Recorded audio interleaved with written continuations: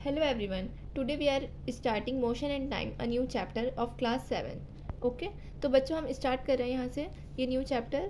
सबसे पहले हमें बता रखा है स्लो एंड फास्ट। तो बेसिकली हम देखते हैं जब रोड पे कोई भी व्हीकल्स चल रही होती हैं तो उनकी डिफरेंट स्पीड होती है, अलग अलग टाइम के साथ वो मूव करती हैं अपनी स्पीड्स।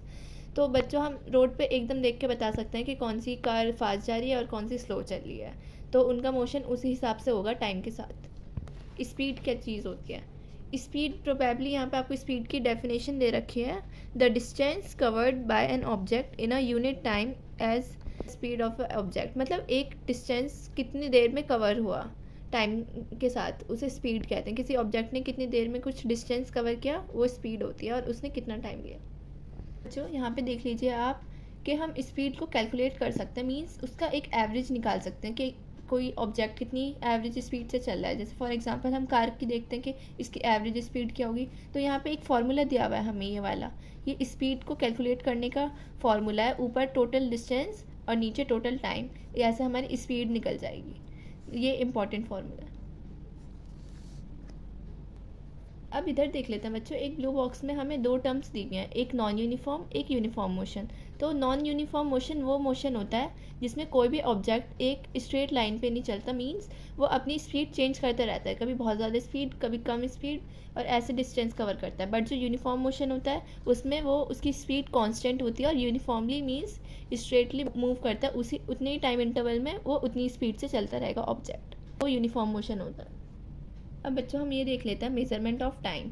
अब यहाँ पे हमें बताया कि जो हमारे एंसेस्टर्स थे, जैसे पुराने लोग थे, वो कैसे देखते थे कि कोई चीज़ अपने आप को रिपीट कर रही है कुछ टाइम के बाद, डेफिनाइट इंटरवल ऑफ टाइम के बाद वो रिपीट हो रहा है। फॉर एग्जांपल जैसे उन्होंने देखा कि जो सन है वो डेली एक राइज करता है अगली मॉर्निंग में, तो जो उसके बीच में टाइम है अगले सनराइज़, जो आज सनराइज़ है और जो नेक्स्ट सनराइज़ के बीच में जो टाइम है उसे हम कहते हैं अ डे। इसी तरीके से बच्चों जैसे कोई एक ईयर होता है हमारा, वो फिक्स्ड है। जब पूरी अर्थ अपना एक रेवोल्यूशन कंप्लीट कर लेगी तो हमारा 1 ईयर कंप्लीट हो जाएगा, वो एक फिक्स टाइम ऑफ इंटरवल है, उसे कोई चेंज नहीं कर सकता। बच्चों अब यहाँ पे हम पढ़ लेते हैं सिंपल पेंडुलम के बारे में। जैसे कि जो हमारी क्लॉक्स होती हैं वो थोड़ी कॉम्प्लेक्स होती हैं। हमें पता है हमारी क्लॉक में एक पीरियोडिक मोशन होता है। फॉर एग्जांपल उसी टाइम इंटरवल के बाद वो आपकी निडल उसी जगह पे पहुंच जाएगी, वो एक एक पीरियड का टाइम इंटरवल कवर करती जाएगी और वो सेम टाइम पे वहीं पे पहुंच जाती है। तो जो हमारा most of well known periodic motion किस में होता है? सिंपल पेंडुलम में। हमारा सिंपल पेंडुलम होता है बच्चों, आपने पेंडुलम तो देखा ही होगा इसकी इमेज। तो जो हमारा सिंपल पेंडुलम होता है उसमें एक मेटालिक बॉल होती है या फिर एक पीस ऑफ स्टोन होता है, जो हम एक रिजिड स्टैंड या फिर थ्रेड के थ्रू उसमें हैंग कर देते हैं। और जो हमारा मेटालिक बॉल होता है उसे हम बॉब कहते हैं, बॉब ऑफ द पेंडुलम। तो बच्चों इस पैरा में बताया जैसे कि हम जो इसकी बॉल है मींस बॉब, अगर हम इसे एक डायरेक्शन में ले जाते हैं और फिर इसे छोड़ते हैं तो ये वापस से उसकी अपोजिट डायरेक्शन में आएगा, देन फिर उस डायरेक्शन में जाएगा। तो इस टाइप के मोशन को हम कहते हैं periodic and oscillatory motion. A pendulum is said to have a complete one oscillation when its bob is starting from its mean position and moves A to B and back to O.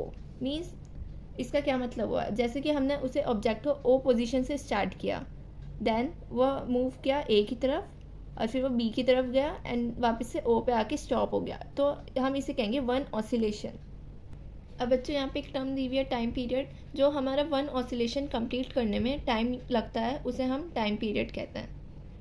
तो बच्चों आज हमने जितना chapter cover किया I hope आपको clear होगा। बाकी chapter हम नेक्स्ट पार्ट में कवर करेंगे। Thank you.